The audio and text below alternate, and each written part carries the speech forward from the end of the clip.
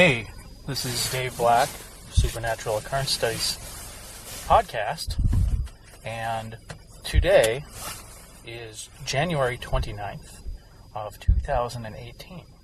It is exactly 20 years to the day that Supernatural Occurrence Studies was born, when myself, Jay Nhyte, and our friend Brian were sitting around Jay's kitchen table on the northwest side of Chicago and decided, hey, we've been talking about this for a while. Let's go on out to Robinson Woods, the haunted Indian woods, and see if we can get some photographs. And sure enough, we went out that night. We went to the Jewel Osco grocery store right nearby and purchased a $35 manual camera, flash camera with some film, and we went on over to the woods and probably spent about a half hour, 45 minutes there, snapping a bunch of photographs. And sure enough, when we got those pictures developed a few days later, there was a wispy little mist in the corner of one of the photographs that Jay swore looked like an Indian profile, or a Indian man's face, Native American man's face. You can see that photograph on our website. And so we went back again that night, the night that I got those photographs back. We went back, and this is when I realized I could feel something. I was getting this weird vibe, and I asked Jay to take some photographs of me, and sure enough, when those photographs came out, that same mist was all around me. And this was basically the start of SOS, and this is how we realized that this stuff is real, and started on the path of investigating. So I asked everyone to come on out tonight, go to Robinson Woods on our 20th anniversary of Supernatural Occurrence Studies. Of course, me and Jay were the original start members to it, and Joe came in a couple years later, Oscar came in a couple years later. But tonight I'm here with one of my oldest friends, Mr. Mike Gray, we'll call him. We've been friends since summer of 1988, maybe 1987. It's been a long time. And Mike has always wanted to come along on one of these mystical adventures. And Jay and Oscar were not available tonight, so Mike is filling in as a bonus member of SOS. Mike, say hello. Hello, everybody. Okay, look further away. Talk about your interest in this, and just basically, tell them what you've told me for a couple of years now. Well, I've never really had any. I don't think I've ever had any experiences or interactions with any kind of supernatural beings or anything, but it's just always something that's captivated me and just inspires me. I guess I'm an artist. I like to paint and draw, so this kind of stuff really is definitely inspiring to me, and I just find it really interesting, and hopefully I could just grow from this experience and gain more knowledge from these guys, and just see what happens from here. And I should mention that this 20 years ago tonight is the night that I first experienced this stuff, and it was, I always wanted to believe in it.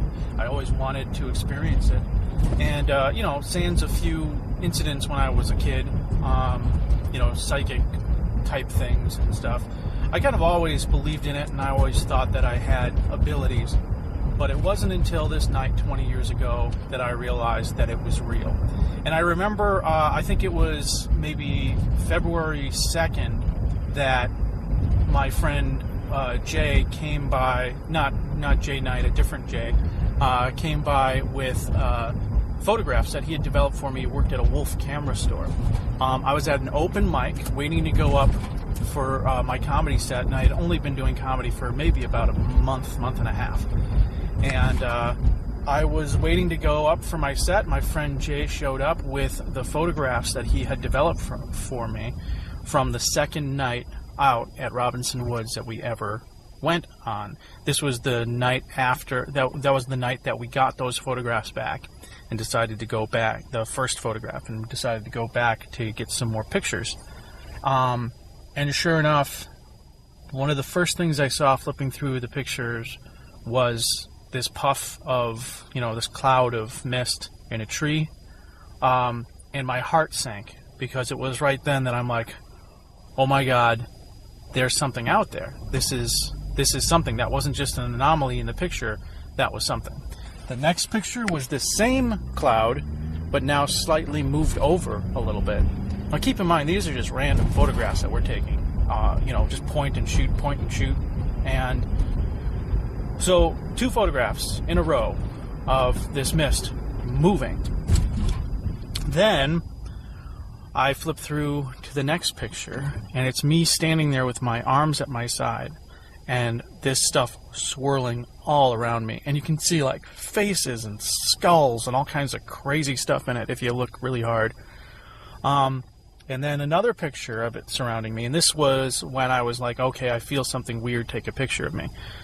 So that was the epiphany moment. That was the night that changed my life forever, because I realized that something amongst us, something around us at all times, is unexplainable. It's something that, every civilization has talked about from the dawn of mankind, about spirits and ghosts and afterlife and all this stuff, and it's real.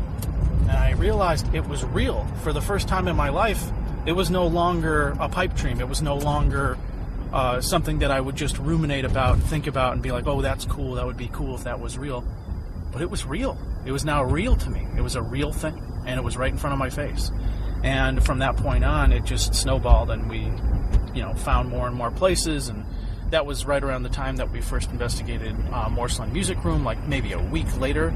The photographs that I got that night that confirmed it for me was at the Morseland Music Room, which was a second haunted place we ever investigated.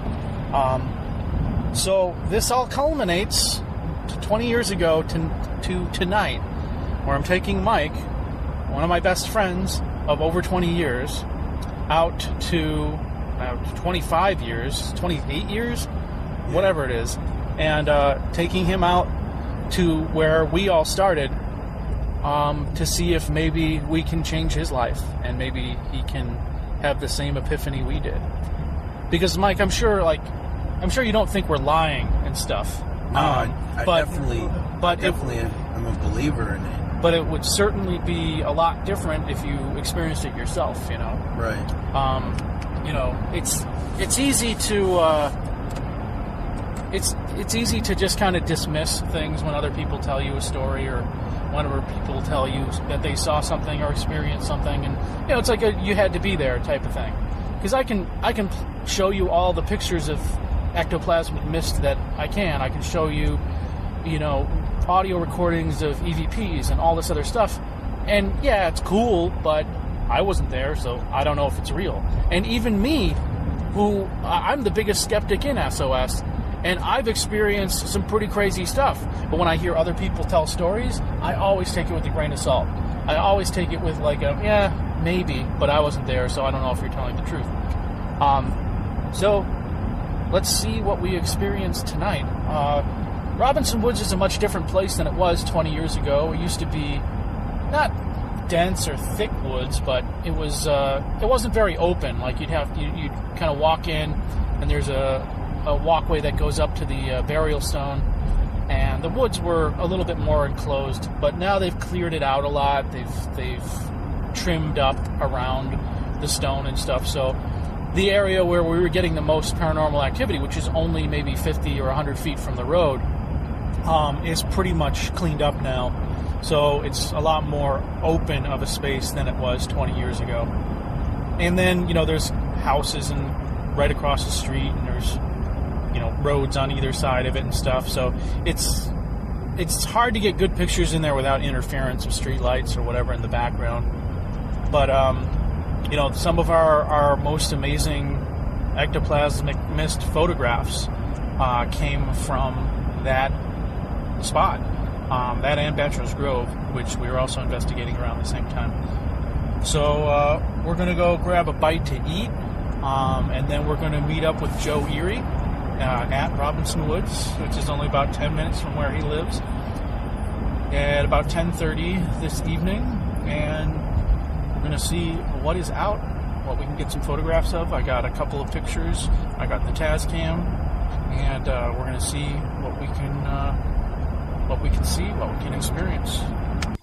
Well, hello. Okay, so we had some food. We ate some tacos, and now it is 10:02 p.m. on January 29th, 2018. This is almost exactly 20 years to the day that the first time we came over here to Robinson Woods to investigate it. It was me, Jane Nhyte, and Brian, our friend Brian, who lives far away now. Joe, when did you become part of the team? Was it like 99 or 2000?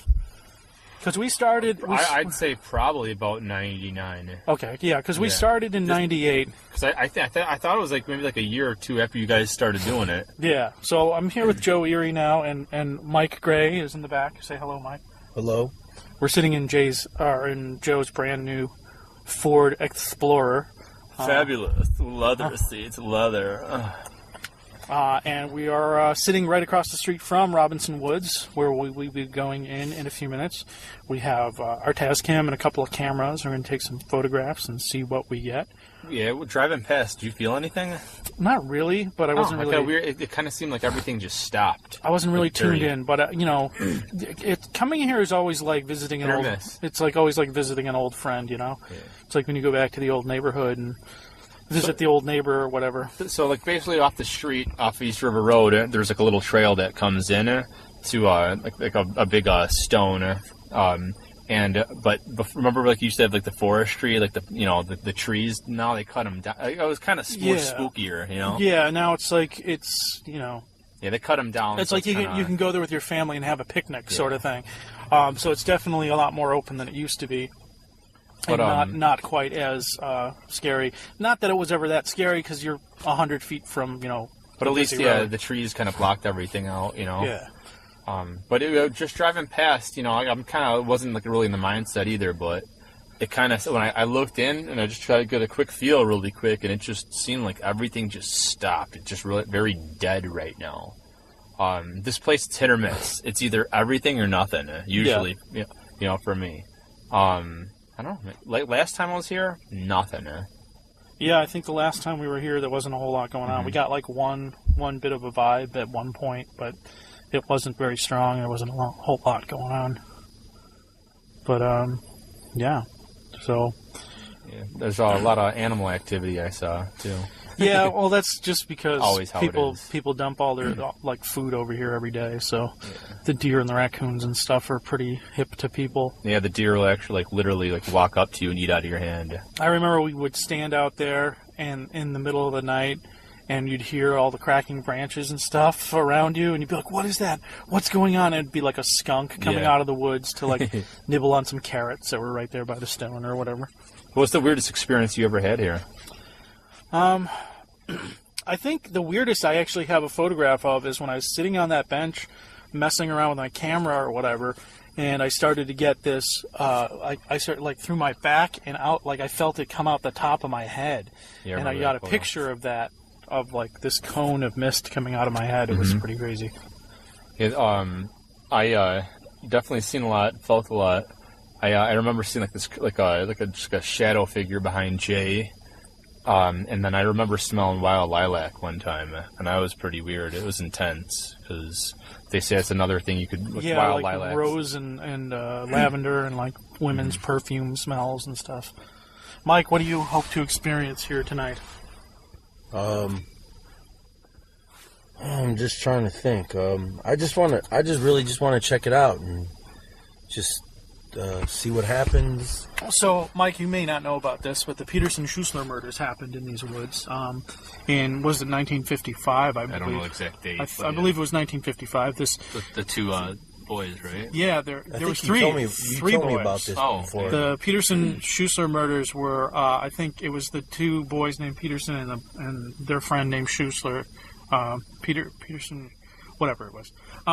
But they went to go see a movie, and they never came home. And then they found their bodies in the woods here, strangled and molested and stuff. They actually didn't find the culprit until, what was it, like 2001 well, or they're not 2002. even sure. And, Right? and he was the one that admitted.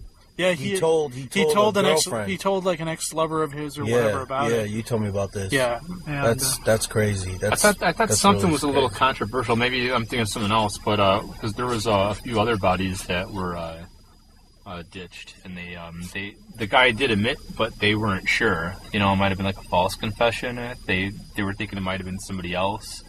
I don't know if that was this one, but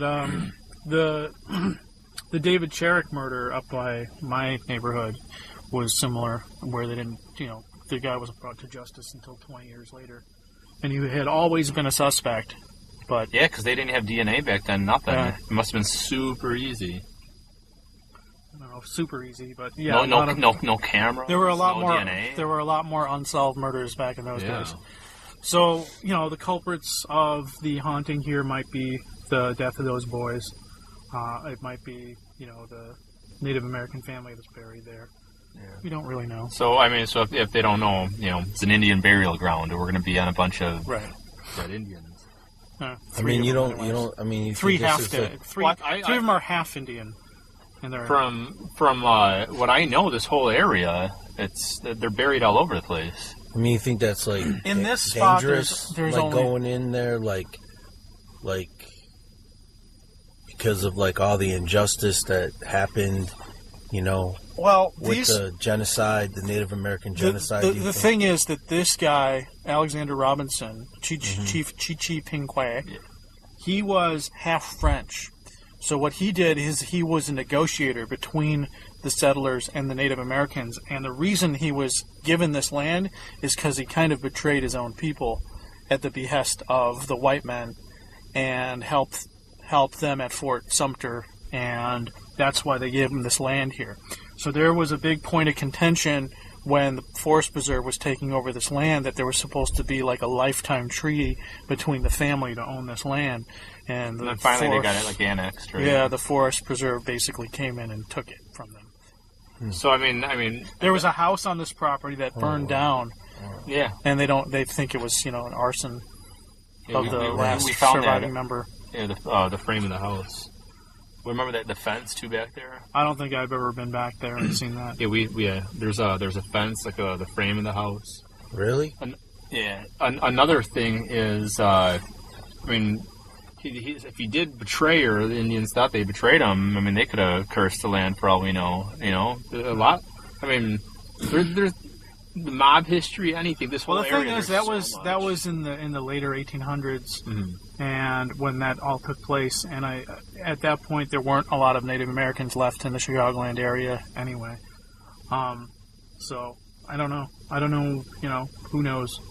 But these woods are definitely one of those Chicago local haunted places that you hear about, that everyone knows about, that at least in this area, everyone's kind of aware of it.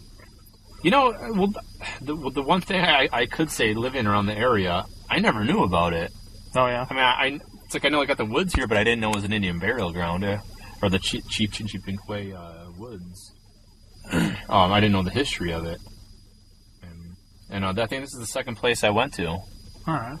The first is Bachelor's Grove, and then the second, is here. Yeah, Bachelor's Grove is the first for me, and this is the second. Yeah. For me. Well, this is my most intense feelings at this place, I think. I honestly, yeah, it's probably it's up there. Yeah, Bachelor's Grove and this place are definitely like, my beginning. That was basically what started it all for me. But specifically, that night 20 years ago here at Bachelor's Grove, or at Robinson Woods, was the night that kind of changed my life. It started it all for me. So we're going to go on in, and it's, like 19 degrees outside right now. So did you guys ever think of maybe talking to some of the homeowners around here? Yeah, but I think we tried 2 years ago, but... Maybe eventually we could do like a rekindle, you know? But, you know, I feel like nowadays everyone's so, like, got their nose in their computers and everything else, like, they don't even pay attention to anything anymore. Well, another thing, too, is, like, I don't know if we got desensitized, but, like, going to a lot of haunted places, like, when we were, like, just fresh and new, it was just so intense, and now it's, you know... Yeah, now it's got to, like, beat us over the heads. Yeah. It's like... But we do get that going to new places, you know? It's like, you know, when you first found that nudie magazine under your dad's mattress, you're like, wow, and now it's like, well, I really need a dwarf riding an elephant, you know, fisting a horse. Shaved. Yeah, a shaved dwarf riding an elephant, fisting a horse. They don't have to kneel, so that's why I like them. So yeah, it's, you know, it's one of those things. It's like it's like a drug. You know, you build up a tolerance to it. So now it's like, you know, we can walk into a haunted place that's haunted and be like, yeah, it's haunted, but it's not like crazy. On a haunted. scale of 1 to 10. Yeah. So we'll, you know, it's 19 degrees right now, so, you know, it's cold out, so we're not gonna want to be out there too long, but I'll just pull up to it. We should be fine. No, I mean we'll just walk across the street. That way the only thing is that the neighbor was peeking out the window when you guys were walking over. They were watching us. So I mean, I could leave my car here. I don't think, you know, we're not doing anything wrong. But yeah, I mean, it's not that big of a deal. I would say maybe just pull up a little bit, so it looks like we're gone, or maybe come back around and park behind my car. And that way, I'll just pull up, or just pull into that driveway and then pull up behind my car. And then that way we're not. Dave's living dangerously. Yeah, beeping noises. Him not having a seatbelt on. Yeah, we're driving a whole 15 feet. So yeah, I feel like it would make sense to talk to these neighbors one of these days.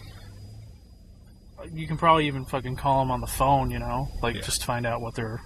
You do reverse lookup for the address or whatever and find their numbers. If anyone answers their landline anymore. Well, let's go ahead and do this. All right. Let's just walk over there with it on too, see if we start getting feelings. Yeah, let's do it. Mike, grab me these. Here, give me the cameras. Here, Joe, you want to hold on to that for a minute? Hello, ladies and gentlemen. Ghosts and ghouls.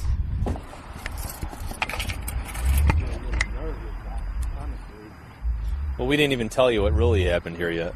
What do you mean? I'm teasing.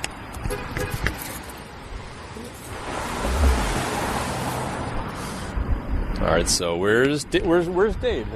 What's he doing?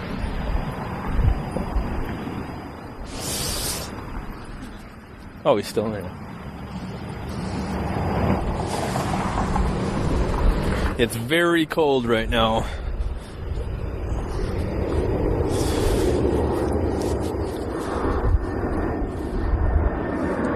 Right by the airport. Got a plane going overhead.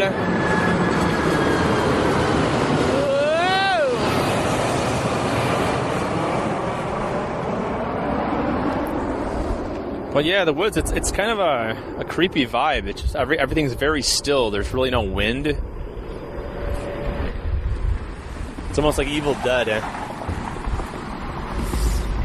Yeah, like I definitely feel nervous right now. Like I feel like my heart's racing a little bit. Maybe that. Who wants to operate this camera? I don't know. I'm not really. I don't want to. Somebody grab a camera because I got 2 cameras. Have Joe do it. He's probably. All right. It's all set up, so just point and shoot. Cool. Kind of hold still for a second. All right, so we're running across the street right now. Whoa. Bad thing is, all these cars are coming by, checking us out. Hopefully no one will call. All right, well, I'm starting to get kind of that feeling in my chest. Yeah, that's what I was feeling before. Yeah, so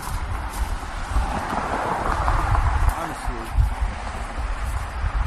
it's definitely here, dude. Oh yeah, it's totally here tonight. Holy crap! I can feel it. I feel electric right now. Whoa, yeah. Oh wow! Man, it knew we were coming. Yeah. Oh my god. Dude, I am like lit up like a Christmas tree right now. Yep. Oh my god. It's in my head. It's in my spine. It's in my...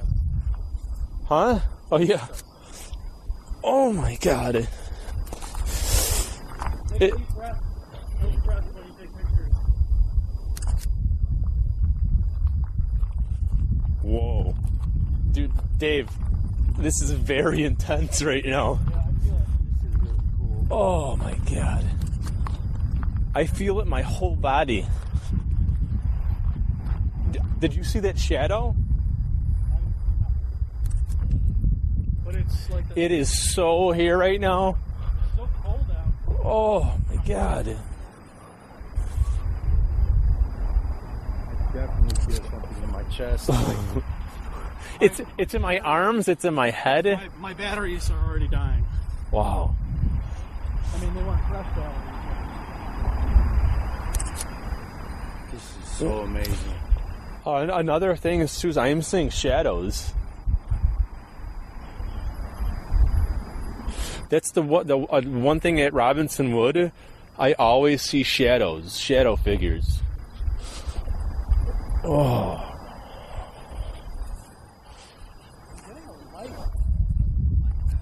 Yeah, I don't know if it was from one of those street lights or something, but I saw that too, because there's one right over here. Oh, you know what, or the plane.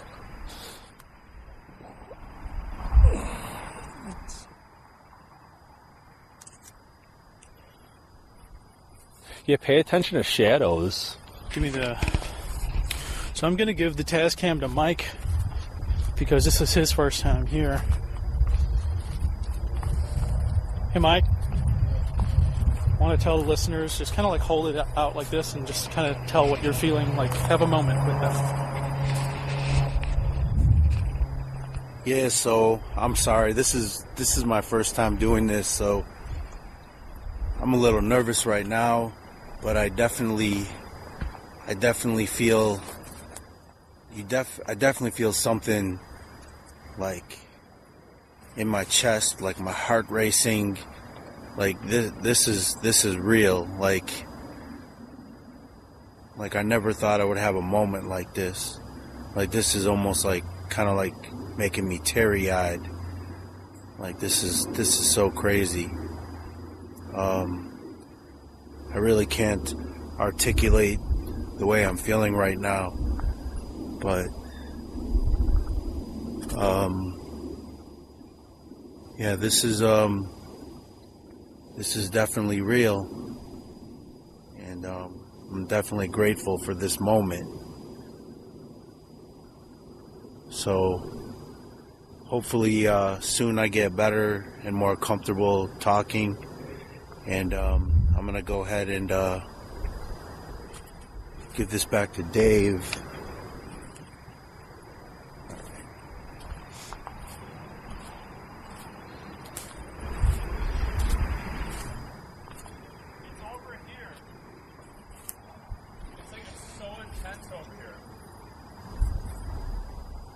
Here you go, Dave.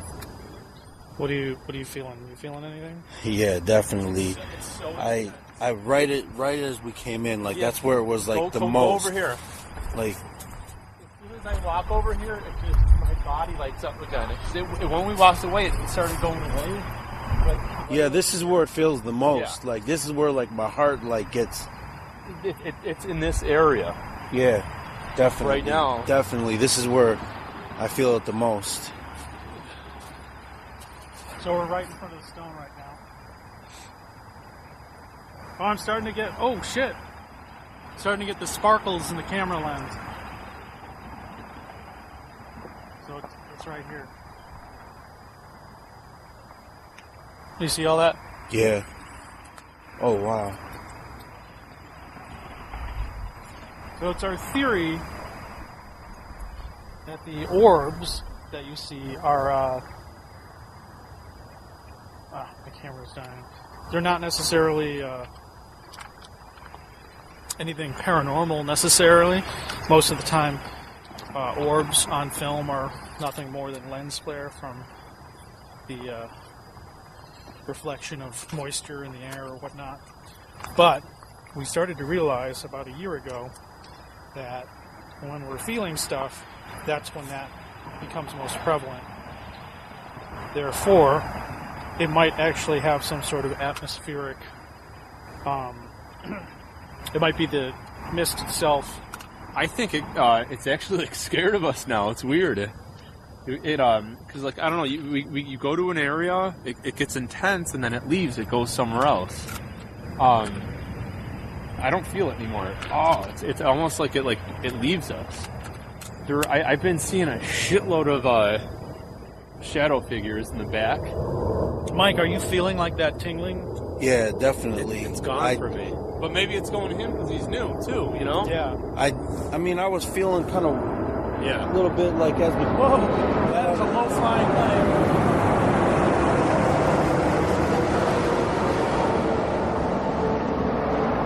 I don't think I've ever seen a plane fly so low. Yeah, right. Yeah, I'm not feeling too much anymore at all.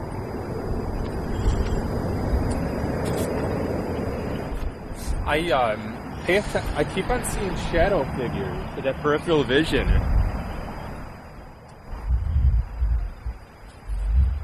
So, like, into the brush, like, is that like? It's a little trail. Eventually, when you go back, then you can see the foundation of the house, and there's actually like a fence that's Still there. Kind of. You got to kind of kick around some dirt and stones, and you see a little bit of the foundation, and then the fence a little. You could find it. We got to go back there today, though. I don't know. For some reason, I'm like drawn towards that area. I'm gonna go check this out. Here, I'll go with you. Yes. See, because what I feel, it's we walked into the wall of it, you know, we were hanging out. We kind of pushed it away. When we started coming over here, see, I'm feeling it now already. I don't know. Oh, dude, I'm like lit up.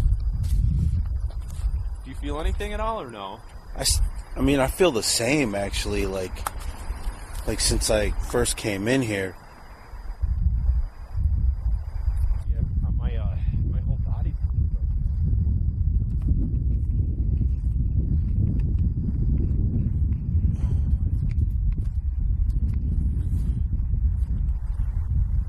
I personally just feel like it hides out.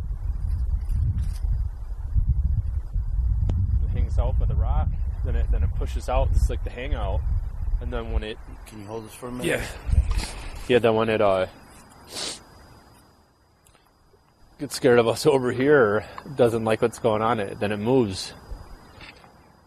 I wonder if Dave's feeling anything. Just started getting crazy. Like I almost started getting like I wanted to. Your tears. Yeah. It's another. Yeah, you feel it in your eyes. They water. Damn.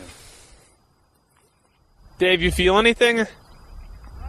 It went away. As soon as I walked over here, I started feeling it crazy, and then it went away.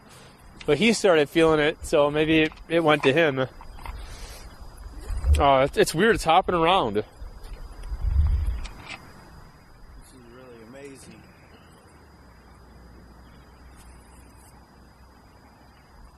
I don't know. Like all of a sudden, it kind of seemed like it just died. Like there's nothing now.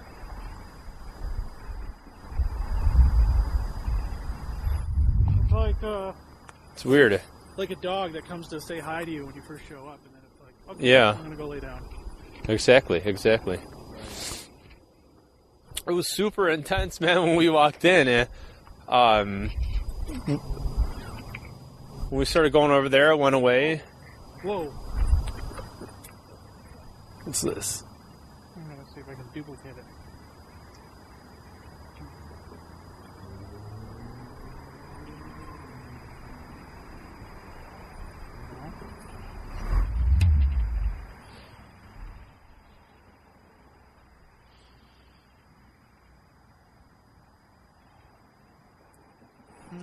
Yeah, because I didn't even look at any of the pictures.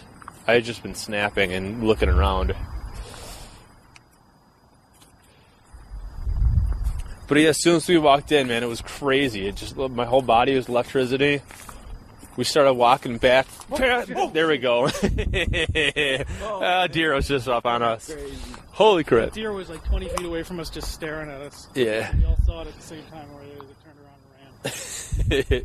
Yeah, so we walked in. It was pretty intense.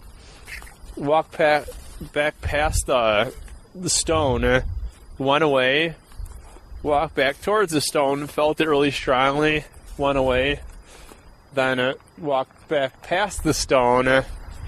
Felt it. And I don't know. Now it just kind of went away. Kind of walking deeper into the woods now. It's kind of creepy, right? Like an eerie feel. Yeah, the moon is out. Uh-huh. So it's like you can see everything. Yeah, not really like spiritual ghosts, but just almost more serial killer. Yeah. Like evil.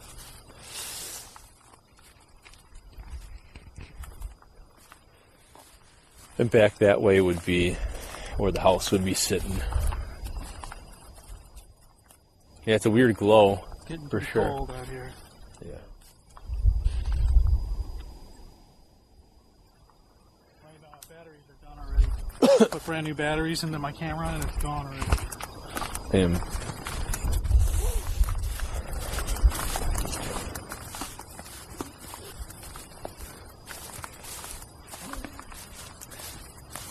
I don't know, for some reason, I was saying too, like just looking in here, it looks like just everything's dead. That deer is back. And like it reminds me of Evil Dead. That forest.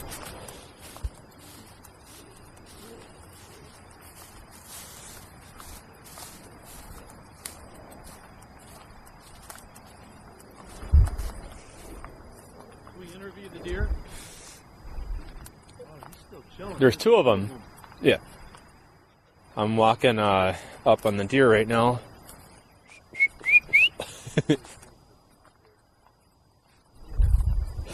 All right, let's go back to the car for a while, regroup.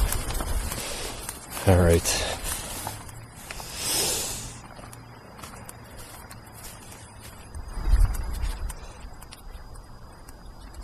I don't feel anything anymore. Yeah. It just completely went. The ground is so cold and dry, crispy. I haven't felt anything like that for a while. Here, at least. It was pretty intense. It wasn't just a section, it was the whole thing, you know?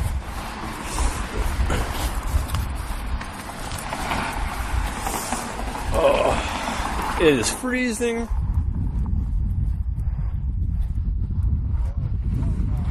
Dude, it has to be less than 19 degrees. Oh, shit, it's cold. Yeah. All right, so we checked out Robinson Woods on the 20th anniversary of the first Supernatural Occurrence Studies excursion. What did you all think? We did get a couple of interesting photographs of what looks like little blue orbs, for lack of a better word, that are moving about through the woods. It's weird because like there are white orbs with almost like the blue coming off of them. Yeah, we've gotten pictures like that here before of like strange, like, and it's not like the light refraction, like transparent orb type thing that you get off of, you know, moisture in the air or dust. This is Dave talking. This is the skeptic. Yeah, this was definitely something else, and obviously it's not fireflies or anything like that because it's 19 degrees out in the middle of the winter, so it's not bugs. A lot of time in the summertime, you get like a white streak on the, you know, on the camera. A lot of times it's moths or whatever. Maybe somebody had a fire and that's just like an amber kind of flow, and I think that's what it is. I doubt it. I didn't. No, it was blue too. It's totally an orb, man. Yeah, we'll get the pictures up on the website. I mean, it's nothing like you see the heat coming off it and moving. It's nothing terribly conclusive, but it's definitely something unusual. Yeah, I mean, at the end of the day, it's an orb, but I mean, it's activity. You know, and we were definitely feeling stuff out there. Mike, you so you can feel it. Yeah, I was definitely feeling that. What would you describe the sensation as? Well, I just felt it, you know, in my chest, my heart. and I just started getting like real teary-eyed. Nice. Like I mentioned it before when I was walking into the woods, when I was holding the recorder. Hair standing up on the back of your neck type thing. Like when somebody tells you a creepy story and you get that weird vibe. I felt all the definitely. So you might be a receiver as well. Perhaps we'll have to test that theory out a little bit more and take you to some other places. I'd like to take you to some places that we know of and not tell you anything and see if you can pinpoint stuff, just like we can. I think most people that are actually like open to it, I think that has a lot to do with it. Mm-hmm. Well, Mike, you're not a religious person. You're not, and you're very right-brained. You're very creative, right? Yeah, I mean, I'm spiritual, but I'm not like You sound like a 22-year-old yoga girl. No, I'm just spiritual. I wish he was wearing those the yoga pants, though. Yeah. So you're not religious, and you have a bunch of you got a bunch of mental things going on, like ADD, OCD, that kind of stuff. Like you have anxiety and stuff. Not ADD. But you have most artists, the right brain do. I have you have some kind of chemical imbalance type of stuff. I have going anxiety. On. Right. So you're on meds and stuff for things like that. Yeah, unfortunately, yeah. But are we right or left or both? Well, that's the thing. Is that's I what bounce back and forth. That's what we've always said was the catalyst for people that can be clairsensitive is right brain people that don't have any religious beliefs, that have some sort of chemical imbalance, ADD, OCD, similar type brain things, because I think that's the formula for your brain being wired the proper way to experience this stuff. Okay. There's just so many dimensions, and you could actually process so much. It's for me, it's easier for me to focus doing 8 things rather than one thing. I don't know if that makes sense, but I guess. I mean, for me, it's always I get hyper focused on everything. I wish I could.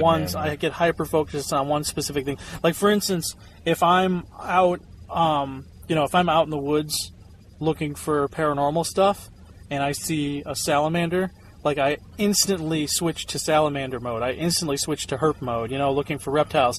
And if I'm out in the woods looking for mushrooms, the same thing. If I'm looking for mushrooms and I find an animal, I'll switch over to animal mode.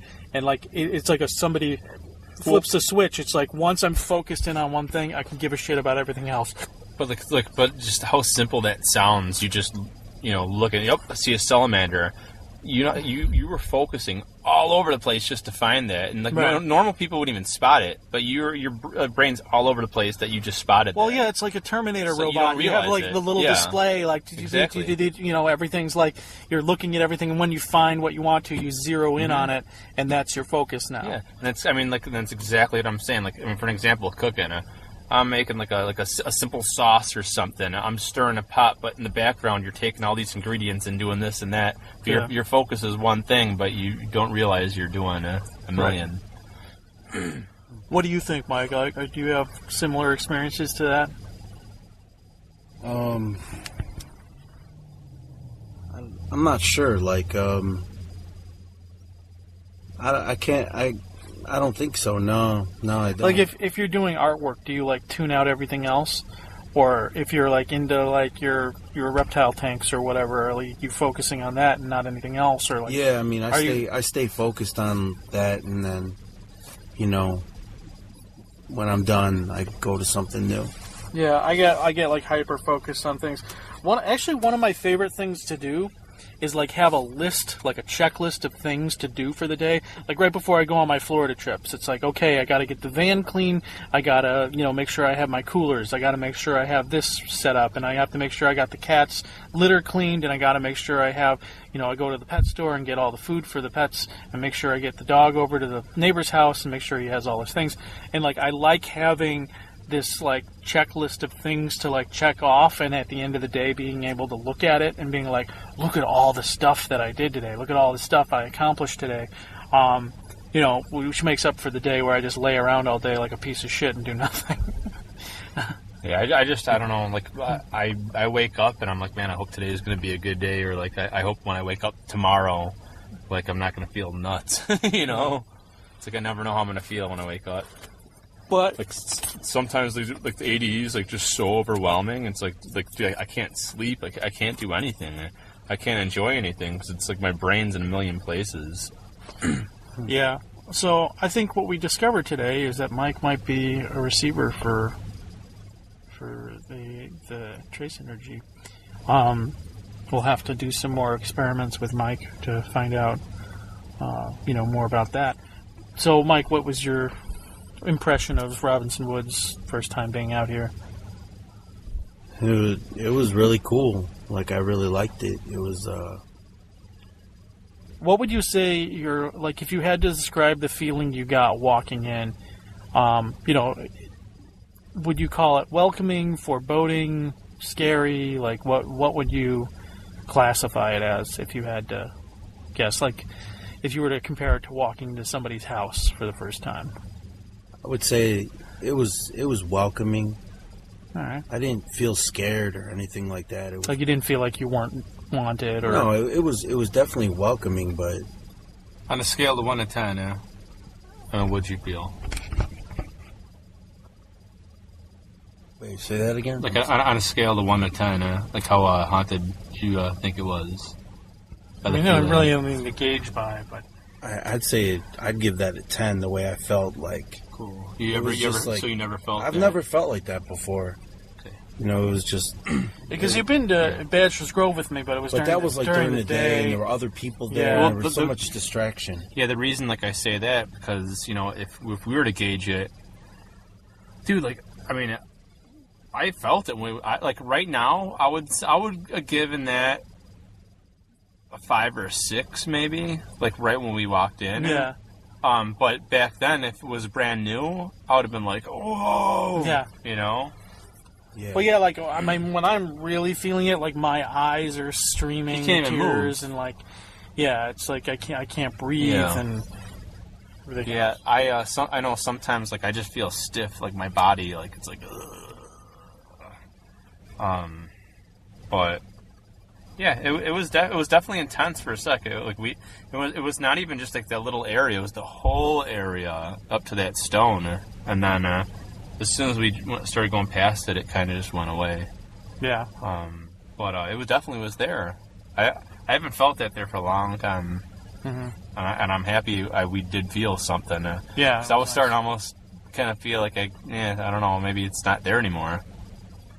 I never really felt that. I felt that it might have moved to a different spot just because, there's so much open. It's so open now. There's nowhere for it to hide or whatever. But Or it's almost like fresh blood too. It's it's where it knows, like it's not like it's like looking for virgins or something, And today Mike was like the virgin, Yeah. It's like yes, it takes your energy, and goes after Yeah.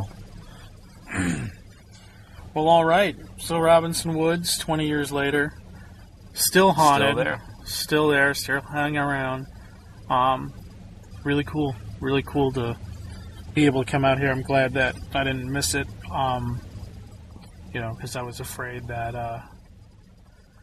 I was afraid. Like the other day, I was driving in my van, and the odometer read 1, 2, 3, 4, and I'm like, oh, I'm gonna get to see 1, 2, 3, 4, 5, 6, and I missed it by like 5 miles. I was like so pissed off. So I'm glad I didn't miss this, and was able to come out here. It's too bad Jay wasn't available. Jay's in Nashville for business stuff, but or Memphis. Yeah. Yeah. But yeah. So it was too bad that he couldn't be here tonight. But Robinson Woods, 20 years later, still kicking. Still. I'm happy we went, and Yeah, definitely glad. Yeah. it's like I've been here about 5-6 times and really didn't feel too much, Yeah. and it's back. Yeah. Fantastic. Yeah. All right. Until the next episode, I might, when we leave here, I might go have a conversation with Mr. Robinson for a few minutes on my own, park in front there and just walk in and thank him for all he's done for me and all that. So this isn't the end of the episode quite yet, but it will be in a few minutes. So this is the end of the episode for Joe and Mike, though. All right. Bye. Thank you until the next time. Yeah, Mike, it'll be good to have you around. For sure. And we'll definitely have you back. Cool. All right.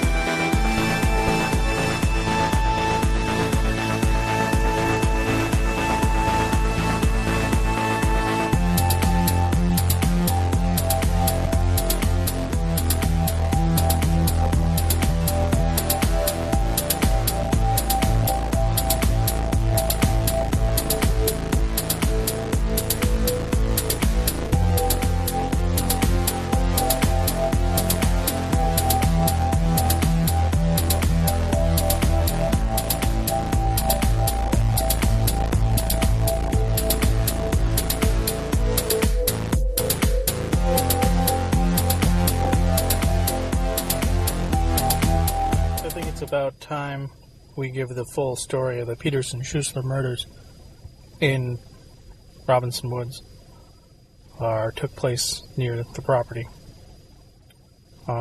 This is a article from August 6th of 2016 from the New York Daily News. At first glance, they seem to be discarded department store mannequins. Then a salesman who had stopped to eat his lunch on a Tuesday, October 18, 1955, took a closer look at the forms that had been dumped in a ditch in a forest preserve near Chicago.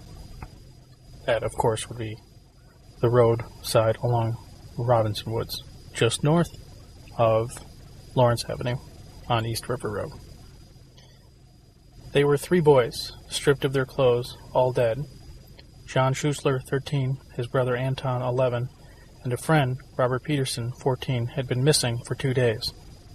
On Sunday, the trio had taken a bus to downtown Chicago for a matinee screening of Walt Disney's African Lion, followed by some bowling. They never made it home.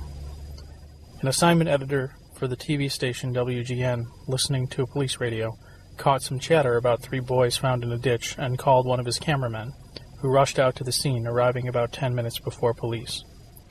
Graphic footage of the boys horrified viewers around the country, but perhaps as disturbing were the actions of the investigators as they stumbled around the crime scene. They touched the bodies, moved them, left them for hours uncovered baking in the sun. Swarms of photographers, reporters, and gawkers descended further, corrupting the evidence. A reporter characterized the coroner's inquest as absolutely atrocious, wrote Richard Lindbergh and Gloria Sykes in their book on the case, Shattered Sense of Innocence. The cause of death was ruled to be strangulation, but they had also been beaten, most likely as they struggled for their lives. Jagged cuts in one boy's scalp appeared to have been made by a rake. Authorities figured the killings were the work of a pedophile or a gang of juvenile delinquents, and set about rounding up drifters and known sexual predators. They retraced the victims' movements that night. People recalled seeing 3 boys who fit the descriptions as they progressed from the movie theater to the bowling alley and later along the road hitchhiking. Sniffer dogs and teams of researchers scoured abandoned fields. The investigation dragged on for months, then years, but not even the exhumation of the bodies yielded a single useful clue. The case drifted off the front pages and went cold, mentioned in passing about a year later when 2 Chicago sisters were found dead alongside the side of a road. No connections were made between the 2 unsolved cases, and both faded from public view. Nearly 40 years later, a detective investigating the disappearance of candy heiress Helen Marie Voorhees Brock stumbled upon the names of Schuessler and Peterson. Brock vanished in 1977, and the rumor that she might have been a victim of the dangerous characters who populated Chicago's murky horse set. During the investigation into the Brock case, which was never solved, as well as suspected of arson of several stables and deaths of expensive horses and insurance scams, an informant mentioned the 3 boys. The informant said that he had heard a stable owner, Kenneth Hansen, who was 22 in 1955, boasting about having killed the boys. Born in Chicago, Hansen worked with horses from an early age, giving pony rides in a business run by his father. 6 months after his January 1955 discharge from the Army, he served in Korea. He and his wife bought a stable. and called it the Bro Ken H. Hansen's sexual preferences included, but were not limited to,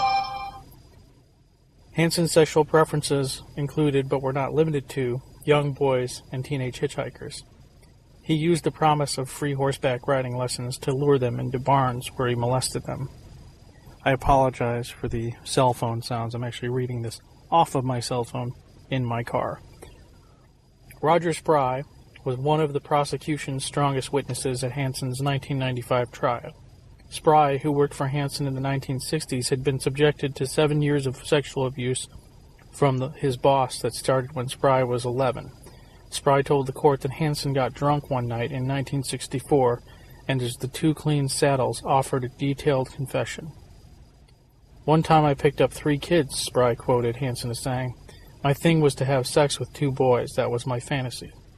Spry said Hansen's story was that he brought them to a barn, sent Peterson off to brush one of the horses, and started to molest the Schuessler brothers. When Peterson returned, Hansen grabbed him by the throat and choked him to death. Spry told the court that Hansen insisted the first killing was an accident. He said he had no other choice but to kill the other two kids, so he killed the other 2 kids, Spry testified. The prosecution's case was all based on similar testimony, no physical evidence. Hansen's defense attorney raised a different possibility. He said that the deaths could have been the early work of one of the country's most horrific serial killers, John Wayne Gacy. At the time of the murders, Gacy was living in the area and already a troublemaker, but he was only 13, and it was doubtful that he had the physical strength to commit the crime. The jury took just 2 hours to find Hansen guilty. He was sentenced to 200 to 300 years in prison. In 2000, his conviction was overturned. The judge ruled that the testimony about the Hansen's history of pedophilia had unfairly swayed the jury. His retrial had the same result as the first. Hansen died of natural causes in prison in 2007, awaiting another appeal, maintaining his innocence till the end. So that's why there's the confusion about him being caught in the 2000s. It was actually a retrial. He was actually caught in 1995. So we were mistaken there. But yeah, that's the crux of the story. You can look up Peterson-Schuessler murders on the old Googles and read a bunch of different versions of the story. All pretty disturbing. So that's the story of one of the stories of Robinson Woods. There are many others. Go ahead and check them out online.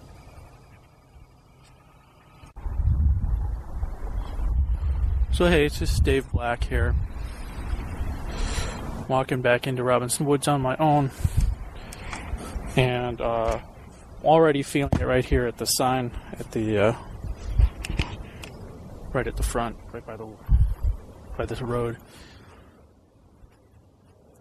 Alexander Robinson, Chief Chee-chee-pin-quay, and your dear friends that are looking at me.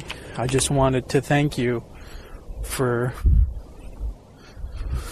waking me up 20 years ago today and showing me that there's something out here in the world that is all around us all the time that we'll never quite understand why it's here or what it means.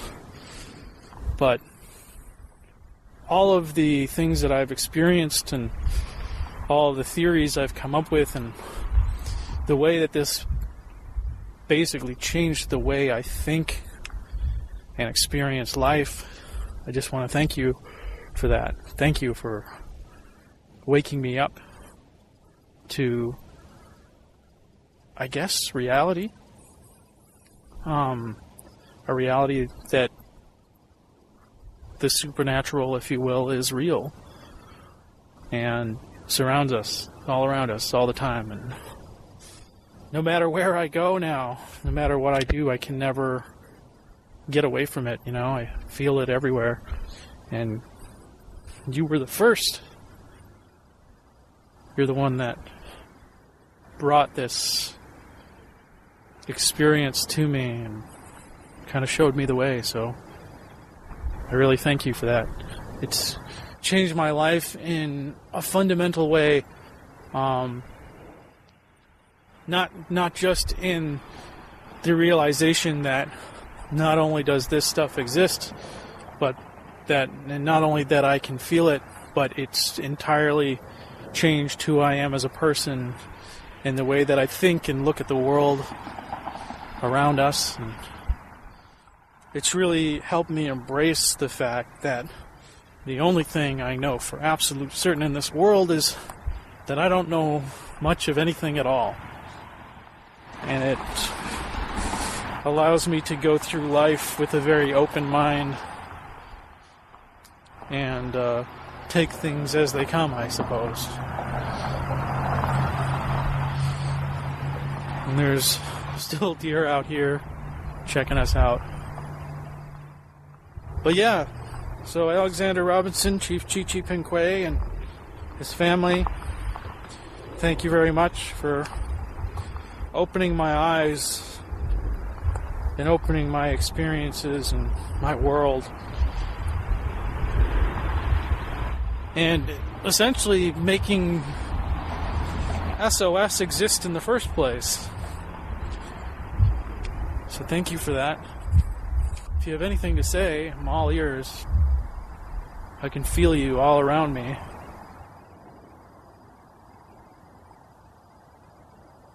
So if you have anything to say, please do. I'm open.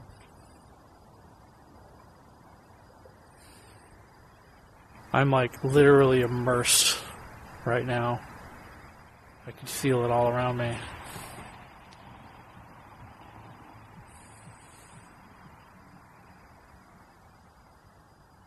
The problem out here is it can never be that quiet. Because no matter what, there's always a car within a couple of blocks. You always hear the noise. But I imagine if there was ever a night where there was just pure silence out here, you might be able to hear the woods speak to you.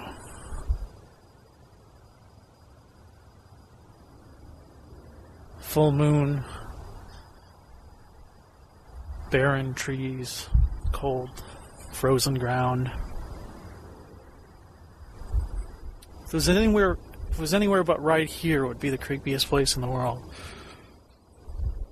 Streetlights just, a few paces away. Kind of make it seem inviting.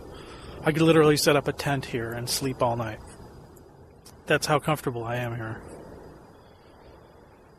Alright, Alexander Robinson and his family. Peterson-Schuessler kids, if that's you out there, I want to thank you for everything you've done for me and the way you fundamentally changed my life 20 years ago today. This is Dave Black for the Supernatural Occurrence Studies podcast, saying, keep your eyes open, keep your mind open,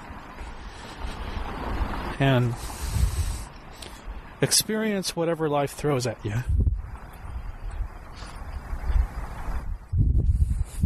Here's to another 20 years.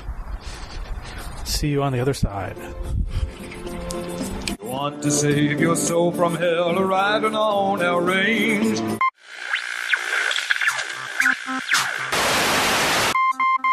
Cowboy, change your ways today. Oh.